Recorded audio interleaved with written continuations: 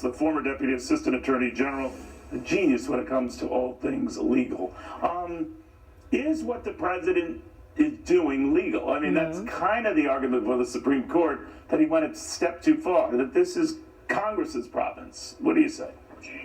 That's right, Neil, and I got to say, based on today's arguments, I feel it's more likely than not that the Supreme Court is going to say this was illegal. I think that the conservatives were pretty clear in their questions and comments today from the bench that they think the Biden administration simply overstepped its bounds, that it didn't have the legal authority to forgive student loans on this massive scale. The other interesting thing to me, Neil, was that the conservatives really were interested in the fairness issue. Shannon mentioned this. They were basically saying, how is it fair to forgive the loan of someone who went to college, but not to forgive the loan of someone who decided to bypass college and start a small business? You don't always hear conservatives talking about fairness and equity, but it was all over that today.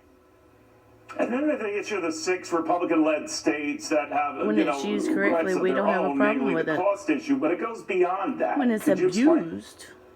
Sure. The states right now are basically saying that they are injured by this program because, in a nutshell, they're going to lose tax revenue. And look, they got some pushback today because, as Shannon reported, one of the threshold requirements of being able to file a lawsuit in federal court is you have to show that you were injured. And the liberal justices were pushing pretty aggressively against the states, questioning whether they really suffered an injury, whether they really would lose tax revenue if the Biden plan went through. I think at the end of the day, there are probably 5 votes on the court to say that the states were injured sufficiently that they can pursue this lawsuit.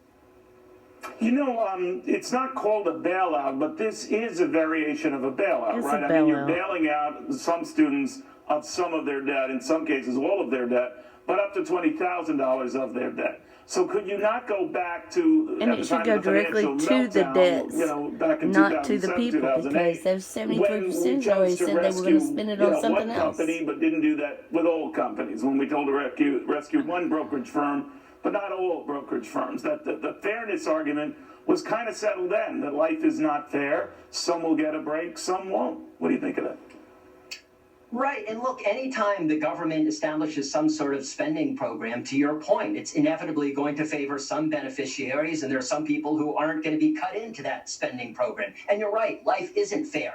I think the question here, in addition to just this question of is it fair, is simply putting aside fairness questions, did the Education Department have the authority from Congress to implement this program? The Supreme Court recently has been very, very strong on this issue, saying that if the administration wants to enact a sweeping program, whether it's vaccine mandates, whether it's eviction moratorium, whether it's climate change regulation, they have to be able to point to an express grant of authority in federal law where Congress said that the agency has this power. And the conservatives just aren't seeing that in this law.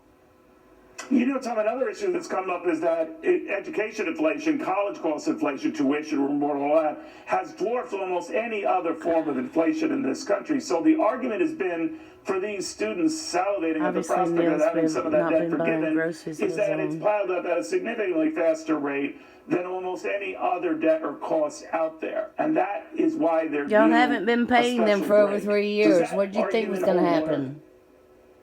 Well, doesn't hold a lot of water in the legal sense. I think from a policy angle, I think what you said makes sense. You could say these are people who have maybe disproportionately suffered because of inflation. And there's no question that tuition has been going up Disproportionately faster suffered when they were than just getting the general rate of goods in society. $977 But a week at the on same time, from the unemployment. legal perspective, whether or not this is a justified me. program or a fair program doesn't really get at that fundamental question of whether the Education Department had the authority to do what it did. And if the court says that the Education Department didn't have the authority, that doesn't prevent Congress from stepping in other ways to try to alleviate the harm that people are feeling. Yeah, you ain't going to get that through the House. You know, we're showing that $400 billion price tag, and the argument for not worrying about it in America, at least was espoused by the White House at the beginning, is that you're not paying for it, it's just added to the debt, no new taxes here, but we all, of course, pay for that debt eventually. I don't know when that will be, by the way. But does that argument hold much muster with the Supreme Court justices?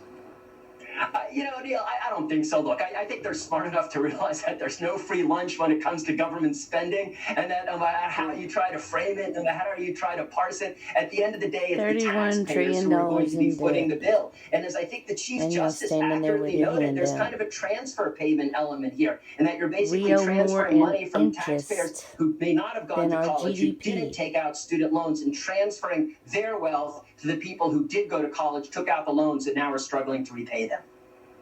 The people who took out loans struggling to repay them apparently do not bother to pay their At bills least to get in begin some with. of the comments and Nor questions would from they the ever. justices. Always good catching up with you, Tom, especially on issues like this. Tom Dupree. By the way, we're Send wrapping them to up the debtor's month of February prison. trading.